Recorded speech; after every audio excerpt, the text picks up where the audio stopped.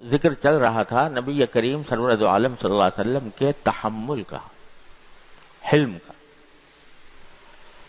کہ ایسے موقع پر جب کہ دوسرے لوگ غصے میں آ جاتے ہیں اور غصے میں آ کر آپے سے باہر ہو جاتے ہیں، ایسے مواقع پر نبی کریم سرور دو عالم صلی اللہ علیہ وسلم نے جس تحمل کا درس دیا، اپنے قول سے بھی اپنے فعل سے بھی، اور یہ دعا بھی فرمائی کہ اللہم اعنی بالعلم وزینی بالحلم، اے اللہ مجھے علم عطا فرمائیے، مجھے اعنی بعض روایتوں میں آتا ہے، بعض میں اغننی، اللہم اغننی بالعلم، کہ مجھے علم کے اندر غنی کر دیجئے، علم میں غنی کر دیجئے، وزینی بالحلم، اور حلم سے مجھے زینت عطا فرمائیے، یعنی علم کی زینت کیا ہے؟ حلم، تحمل، بردباری، کہ غصے کے مواقع پر بھی انسان اپنے آپ کو قابو میں رکھے۔ یہ صفت نبی کریم صلی اللہ علیہ وسلم کی یہ سنت، عظیم سنت ہے۔ اس سنت کا ایک واقعہ ہے جو یہاں پر مذکور حضرت نے فرمایا، میں پہلے بھی کئی واقعات پڑھ چکے ہیں۔ واقعہ یہ ہے کہ فرمایا کہ زید ابن سعنہ کا واقعہ ہے۔ یہ ایک یہودی عالم تھے، یہودیوں کے بڑے زبردست عالم تھے اپنے زمانے میں، مشہور عالم تھے۔ وہ خود اپنا واقعہ بیان کرتے ہیں، بعد میں اللہ تعالیٰ نے مسلمان ہونے کی توفیق عطا فرمائی، اور اللہ تعالیٰ نے نبی کریم صلی اللہ علیہ وسلم کی صحبت میں رہنے کی بھی توفیق عطا فرمائی، غزوات میں شرکت بھی ہوئی، یہاں تک کہ غزوہ تبوک میں شہید ہوئے۔ تو وہ اپنا واقعہ بیان کر رہے ہیں کہ ایک مرتبہ کہ میں نے ایک دن یہ سوچا کہ نبوت کی علامتوں میں سے کوئی بھی ایسی علامت نہیں رہی جس کو میں نے حضور اکرم صلی اللہ علیہ وسلم میں نہ دیکھ لیا ہو۔ آپ کی علامتیں پچھلی کتابوں کے اندر بیان ہوئی تھیں، تورات میں، انجیل میں، قرآن کریم میں بھی اس کا ذکر ہے۔ تو جو علامتیں نبی آخر الزمان صلی اللہ علیہ وسلم کی بیان کی گئی تھیں تورات و انجیل میں، وہ ایک ایک کر کے میں دیکھتا رہا کہ حضور میں پائی جاتی ہیں کہ نہیں پائی جاتی۔ تو جتنی علامتیں تھیں وہ میں نے حضور میں دیکھی، سوائے دو علامتوں کے جن کے تجربے کی ابھی تک نوبت نہیں آئی تھی۔ ایک علامت یہ تھی کہ آپ کا حلم آپ کے غصے پر غالب ہوگا، آپ کا حلم آپ کے غصے پر غالب ہوگا، یہ علامت بیان ہوئی تھی نبی کریم صلی اللہ علیہ وسلم کی۔ دوسرے یہ کہ آپ کے ساتھ کوئی جتنا بھی جہالت کا برتاؤ کرے گا اسی قدر آپ کا تحمل زیادہ ہوگا، کوئی دوسرا جتنا بھی زیادہ جہالت کا معاملہ کرے آپ کے تحمل اور اس سے بھی زیادہ ہوگا۔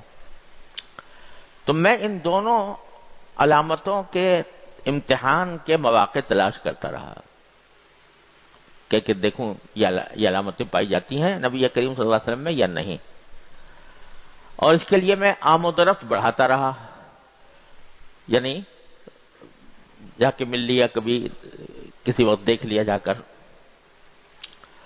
تو ایک دن ایسا ہوا کہ آپ حجرے سے باہر تشریف لائے، آپ کے ساتھ حضرت علی رضی اللہ تعالیٰ عنہ بھی تھے۔ ایک دیہاتی جیسا شخص آیا اور اس نے عرض کیا کہ یا رسول اللہ، میری قوم مسلمان ہو چکی ہے اور میں نے ان سے یہ کہا تھا کہ مسلمان ہو جاؤ گے تو اللہ تعالیٰ تمہیں بھرپور رزق دے گا۔ اب یہ انہوں نے اپنے خیال میں لوگوں کو اسلام کی ترغیب دینے کے لیے، خود دیہاتی آدمی تھے اور اپنے دیہاتی لوگوں سے ترغیب دینے کے لیے کہہ دیا تھا کہ اگر اسلام لاؤ گے تو بہت رزق ملے گا۔ یہ عام نبی کریم صلی اللہ علیہ وسلم کی تبلیغ و دعوت کا طریقہ یہ نہیں تھا، یعنی کہ آپ لوگوں کو یہ کہیں کہ اسلام لاؤ تو تمہیں دنیاوی منافع بہت حاصل ہوں گے۔ آپ تو یہ فرماتے قولوا لا الہ الا اللہ تفلحوا، لا الہ الا اللہ کہہ تو فلاح پا جاؤ گے۔ اور فلاح میں اصل فلاح تو آخرت کی ہے، پھر انجام کار دنیا کے اندر بھی فلاح مل جاتی ہے. لیکن اس طرح کہنے کا معمول نہیں تھا کہ ابھی تم اسلام لاؤ تو تمہیں دنیاوی منافع حاصل ہوں گے، لیکن بہرحال انہوں نے کہہ دیا. اب حالات یہ ہیں، انہوں نے بتایا دیہاتی صاحب نے، کہ قحط پڑ گیا ہے وہاں اور لوگ بھوک کا شکار ہیں اور مجھے ڈر ہے کہ اسلام سے نہ نکل جائیں. تو اگر آپ کی رائے ہو تو ان کی کچھ مدد فرما دیں میرے دیہات میں رہنے والوں کی جو نئے نئے اسلام لائے ہیں. اس وقت حضرت علی رضی اللہ تعالیٰ عنہ آپ کے ساتھ تھے، تو آپ نے حضرت علی کی طرف دیکھا، یعنی اس خیال سے کہ کوئی اگر چیز ہو تو ان کو بھیج دی جائے. غالباً حضرت علی کی طرف اس لیے دیکھا ہوگا کہ صدقات وغیرہ جب آتے تھے تو حضرت علی رضی اللہ تعالیٰ عنہ کے ذریعے بعض اوقات تقسیم فرمایا کرتے تھے آپ، تو ان سے اس طرف دیکھا ہوگا کہ شاید کچھ باقی ہو صدقات میں سے تو ان کے پاس بھیج دیا جائے. تو حضرت علی نے عرض کیا کہ یا رسول اللہ اب کچھ نہیں رہا، جو کچھ تھے سب تقسیم ہو چکا، اب کچھ باقی نہیں ہے. جس وقت وہ زید ابن ثانہ یہ یہودی یہ اس وقت وہاں موجود تھے، انہوں نے یہ منظر دیکھا تو کہنے لگے یا محمد صلی اللہ علیہ وسلم، اگر آپ ایسا کریں کہ فلاں شخص کے باغ کی اتنی کھجوریں وقت معین پر مجھے دے دیں تو میں قیمت پیشگی دے دوں گا اور وقت معین پر کھجوریں لے لوں گا. یہ ایک طریقہ ہوتا تھا پہلے، اس وقت میں خاص طور پر کاشتکاروں میں یہ طریقہ ہوتا تھا کہ کاشتکار جب کوئی بیج وغیرہ ڈالتے کا وقت آتا تھا تو ان کے پاس پیسے نہیں ہوتے تھے، تو وہ چاہتے تھے کہ پیشگی فروختگی کر دیں، پیسے ہمیں ابھی مل جائیں اور جب ہمارے پاس ہمارا کھیتی تیار ہو یا باغ تیار ہو تو ہم اس وقت اس کی ادائیگی کر دیں. اس کو بیع سلم کہتے ہیں عربی میں. تو اس نے پیشکش کی یہودی نے کہ آپ ایسا کریں کہ میں پیشگی بھی پیسے دے دیتا ہوں اور فلاں شخص کے باغ کی کھجوریں آپ مجھے اتنی مدت کے بعد اس کے بدلے میں دے دیجیے گا. اب یہ دیکھو کہ ایک ایسا وقت آیا ہے کہ جس میں نبی کریم صلی اللہ علیہ وسلم چاہتے ہیں کہ ان لوگوں کی مدد کریں اور فوری طور سے کچھ پیسے مل جائیں تاکہ ان کو بھیجے جا سکیں، لیکن اس نے شرط یہ لگائی کہ فلاں شخص کے باغ کی کھجوریں اتنے وقت معین پر مجھے آپ دے دیں. تو آپ نے فرمایا یہ تو نہیں ہو سکتا کیونکہ شریعت کا حکم نہیں تھا. شریعت کا حکم یہ ہے کہ بیع سلم اگر ہو تو کسی خاص باغ کے اوپر متعلق نہیں ہو سکتی کہ فلاں باغ کے پیداوار کے اوپر بیع سلم کی جائے کہ وہ لا کے دوں گا، کیونکہ جب معین وقت آئے گا تو پتہ نہیں وہاں پیداوار ہوگی کہ نہیں ہوگی، وہ باغ باقی رہے گا نہیں رہے گا. اس واسطے شریعت نے یہ حکم دیا ہے کہ اس طرح نہیں ہو سکتا. ہاں یہ ہو سکتا ہے کہ بھئی اتنی کھجوریں ایسی قسم کی فلاں کھجوریں ہم دیں گے، وہ چاہے جہاں سے بھی دیں، یہ ہو سکتا ہے. تو آپ نے فرمایا کہ یہ تو نہیں ہو سکتا، البتہ اگر باغ کو متعین نہ کرو، یعنی یہ نہ کہو کہ فلاں کے باغ میں سے اتنی کھجوریں، تو میں معاملہ کر سکتا ہوں، یعنی پھر میں مطلق کھجوریں طے کر لوں گا کہ اتنی کھجوریں تم کو دیں گے فلاں وقت. تو زید کہتے ہیں کہ میں نے قبول کر لیا کہ ٹھیک ہے، میں باغ کی قید نہیں لگاتا بلکہ اتنی کھجوریں آپ مجھے دے دیجیے گا. چنانچہ 80 مسقال سونا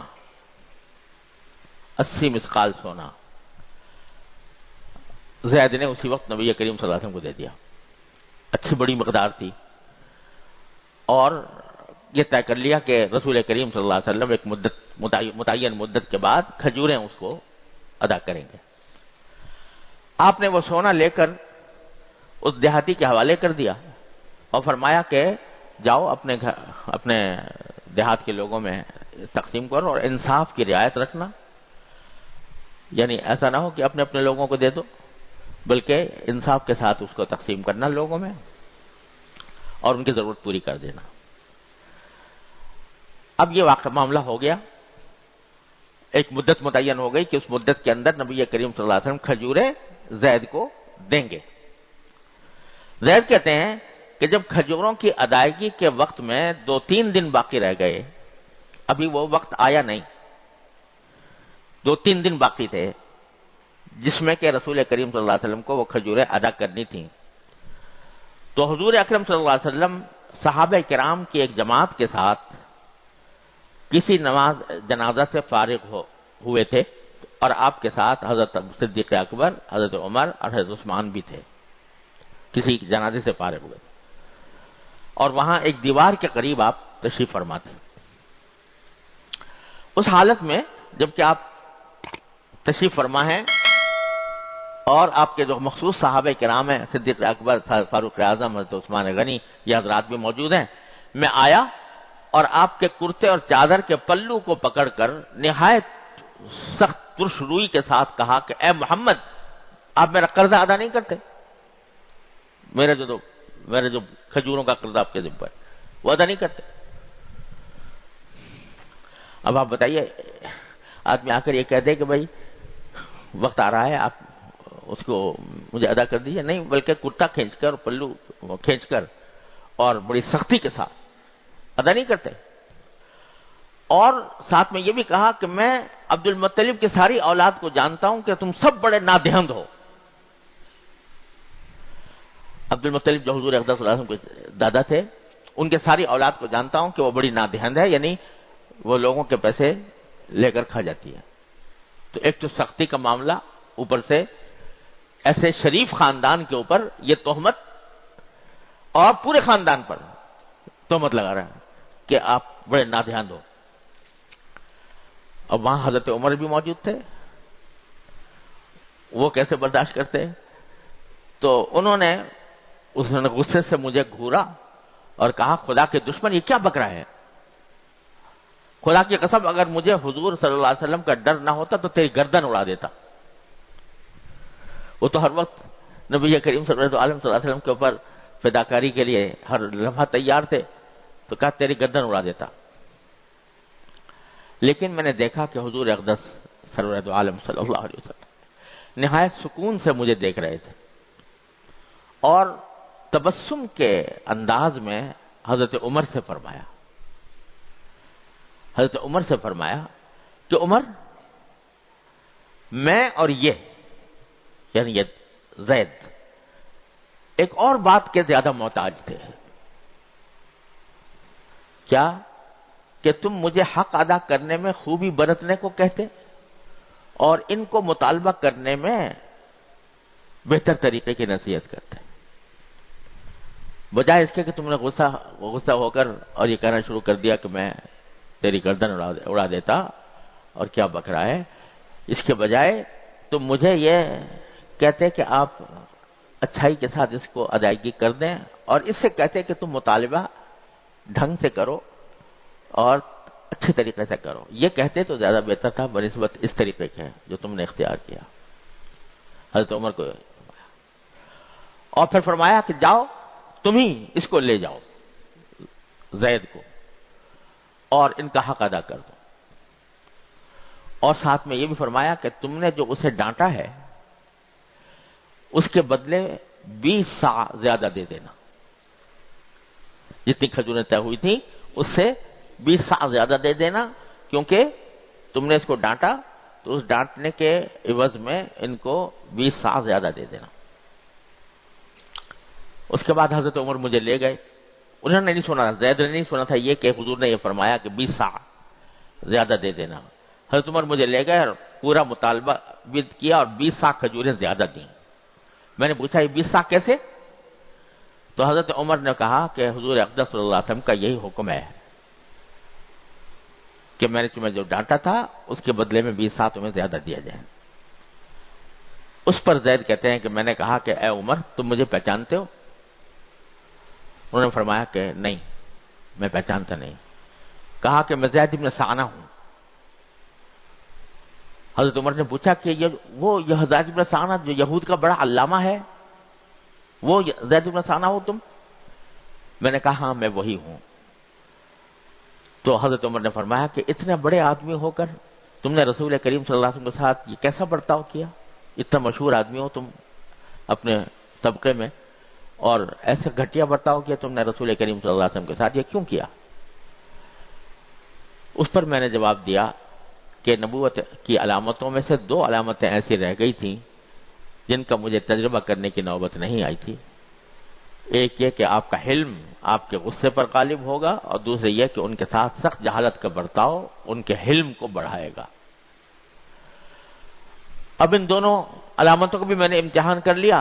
اب میں تمہیں گواہ بناتا ہوں کہ اشہد ان لا الہ الا اللہ واشہد ان محمد رسول اللہ، اور ساتھ ہی تمہیں اس بات کا گواہ بناتا ہوں کہ میرا سارا آدھا مال جو ہے وہ امت محمد علیہ صاحب السلام پر صدقہ ہے۔ جتنا مال میرے پاس، بڑا مالدار آدمی تھا، تو جتنا مال ہے اس کا آدھا مال میں امت محمد علیہ صاحب السلام کے لیے صدقہ کرتا ہوں۔ اور اس کے بعد حضور اقدس صلی اللہ علیہ وسلم کی خدمت میں واپس آئے اور اسلام لائے، اور بہت سے غزوات میں نبی کریم صلی اللہ علیہ وسلم کے ساتھ شریک ہوئے۔ اب لوگ کہتے ہیں کہ اسلام تلوار سے پھیلا۔ تلوار تو حضرت عمر نے اٹھانے کی کوشش کر لی تھی، لیکن نبی کریم سرور عالم صلی اللہ علیہ وسلم نے روک کر اور یہ حلم کا مظاہرہ فرمایا۔ تو اسلام تو در حقیقت ان اخلاق سے پھیلا، نبی کریم سرور عالم صلی اللہ علیہ وسلم کی سیرت سے پھیلا، آپ کی سنت سے پھیلا، آپ کے اخلاق عظیمہ سے پھیلا، اور ایسے ایسے لوگوں کو اللہ تبارک و تعالیٰ نے اسلام کا حلقہ بگوش ہونے کی توفیق عطا فرمائی۔ تو بھائی یہ واقعہ پڑھ لیا ہم نے، اللہ تعالیٰ اپنے فضل و کرم سے ہمیں بھی حلم کی توفیق عطا فرمائے۔ اور واقعہ بیان فرمایا حضرت نے کہ امام بخاری نے حضرت انس رضی اللہ تعالیٰ عنہ سے روایت کیا ہے کہ ایک مرتبہ میں حضور اقدس صلی اللہ علیہ وسلم کے ساتھ جا رہا تھا۔ آپ کی گردن مبارک میں نجران کی بنی ہوئی ایک حاشیے والی چادر تھی۔ ایک دیہاتی نے قریب آ کر حضور اقدس صلی اللہ علیہ وسلم کی چادر کو پکڑ کر کھینچا اور لپیٹنے بھی لگا۔ تو حضرت انس بیان کرتے ہیں کہ میں نے آپ کی گردن مبارک کی طرف دیکھا تو سخت حاشیہ دار لپیٹ نے آپ کی گردن مبارک کو چھیل دیا تھا، اس طرح کھینچا، اور یہ کھینچ کر وہ کہنے لگا کہ اے محمد صلی اللہ علیہ وسلم، اللہ تعالیٰ کے اس مال میں سے جو آپ کے پاس ہے مجھے دینے کا حکم فرمائے۔ رسول کریم صلی اللہ علیہ وسلم نے اس کی طرف دیکھ کر تبسم فرمایا۔ کوئی اس کے اوپر دیہاتیوں کے ساتھ خصوصی رعایت فرماتے ہیں، تو بعض اوقات تربیت کے لیے صحابہ کرام پر آپ نے غصہ بھی کیا، تربیت کے لیے صحابہ کرام کی، لیکن عام لوگوں کے ساتھ جو زیر تربیت نہیں ہے ان کے ساتھ معاملہ ہمیشہ نرمی کا۔ اب یہ دیہاتی ہیں تو ان کے ساتھ معاملہ یہ نرمی کا فرمایا، تبسم فرمایا، اور مجھے حکم دیا کہ ان کو اس بیت المال سے کچھ دے دو۔ مکہ مکرمہ میں قحط پڑا، لوگوں نے ہڈیاں اور مردار بھی کھانے شروع کیے۔ ابو سفیان جو ان دنوں حضور اقدس صلی اللہ علیہ وسلم کے بدترین دشمن تھے، آپ کی خدمت میں آئے اور کہنے لگے کہ اے محمد صلی اللہ علیہ وسلم، تم لوگوں کو صلہ رحمی کی تعلیم دیتے ہو، تمہاری قوم ہلاک ہو رہی ہے، اپنے خدا سے دعا کیوں نہیں کرتے؟ کفر کی حالت میں، بدترین دشمنی کی حالت میں۔